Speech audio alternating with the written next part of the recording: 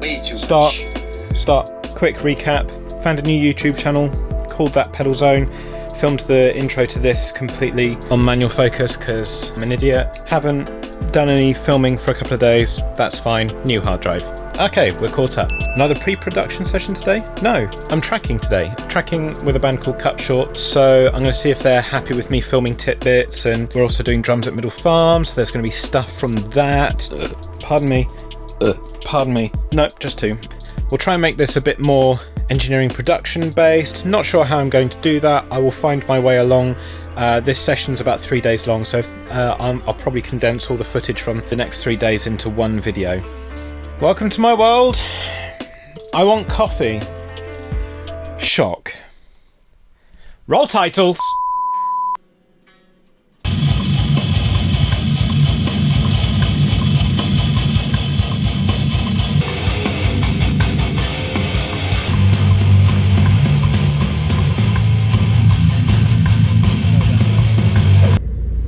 Middle Farm.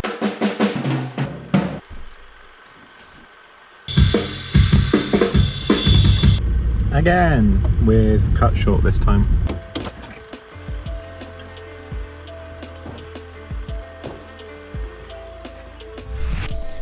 Oosh.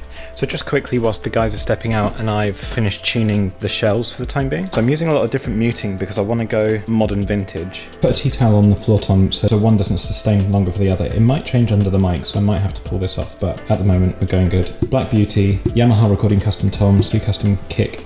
Amazing kick. Yeah, the idea is like thick, short, aggressive sounds, which is why I've put up this boundary wall. This is just insulation.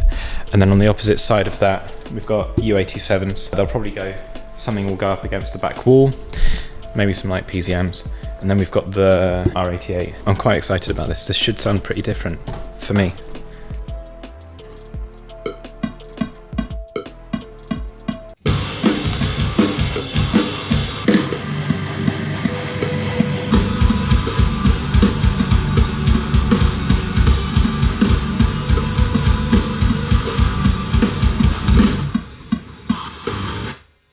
Okay, that was good. What's wrong with you? Ooh, messy kitchen. So we're all done. The guys are packing up, very helpful. We're done quick, super quick. So I guess I'll just do a run through when I get back to mine. Tomorrow? Day after? I don't know.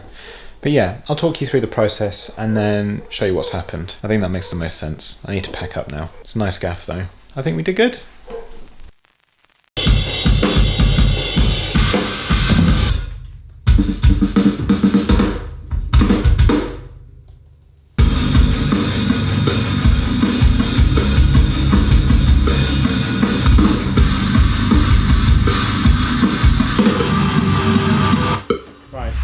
I look like this because this is not the first or the second time I've done this. This is take number 3. First time, I corrupted the save because I turned off the camera too soon. Second time, I left the lens on manual focus and I haven't done it this time. Is the mic better be on? The mic is on. Okay, so I've managed to not be a complete and utter idiot. 1 second whilst I start the screen capture. I'm such an idiot. New screen recording. Would you like to start? Yes, please. Okay, so when we were last filming, I was last talking at Middle Farm. I said I'd give you a rundown of the session. So here's the screen capture. We've got a post-production folder, which is just synths, layers, leads. We've got a band auxiliary track, which is all the guitars and drums and bass. Anything with a plus means trigger is a trigger track, but in the case for the snare, it's not a trigger track. It is a cut-up transient of the natural snare. Got a bunch of what are called single shots, one shots, to emphasize different parts of the song. Pretty standard. They're not close mics, they're just ambient sounds, so ambient hits. I'm pretty happy with the sound so far.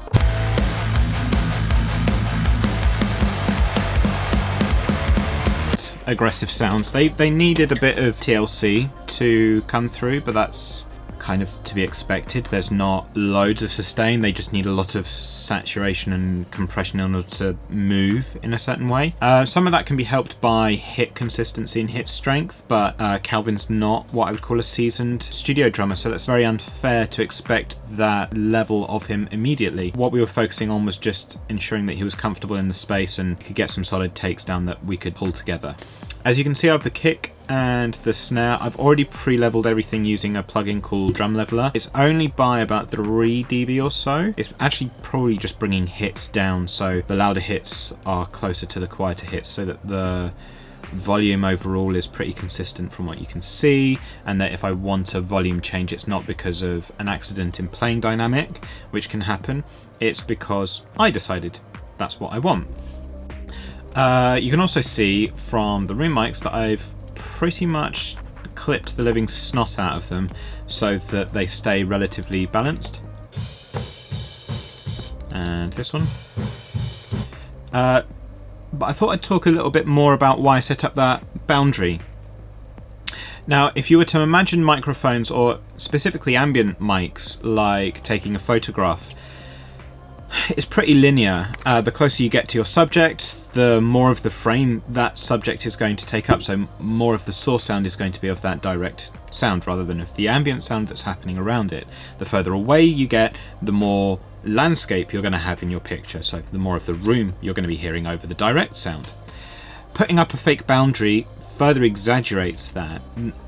One set of them of room mics can only see the kit, not the room behind it, and the other set can only see the room and not the kit. Which then gives me, or what I hoped it would give me, is a greater level of control with regards to how the kit sat in the room. And it's kind of worked. I'm curious to see what happens if, with practice and with time, I think this could be like a new go-to.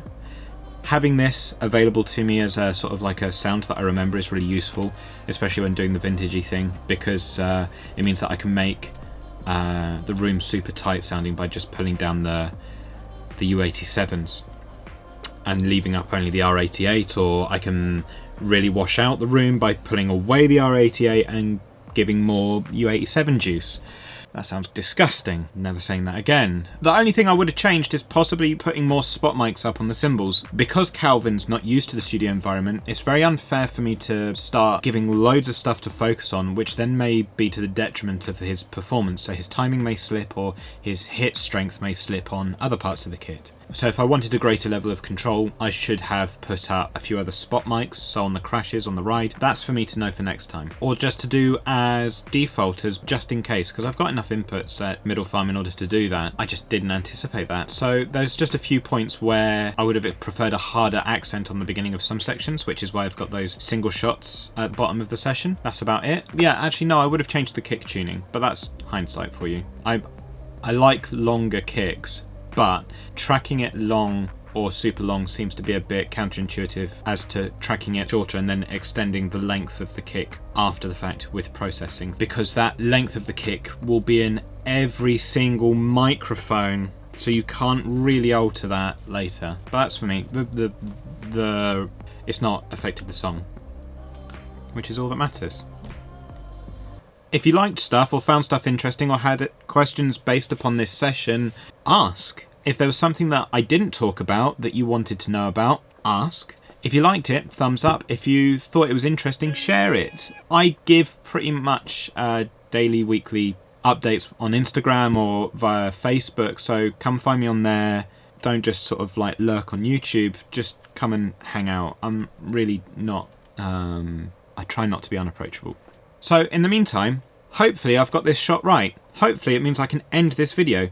Hopefully it means that I can now close the video. Are you ready? Cool.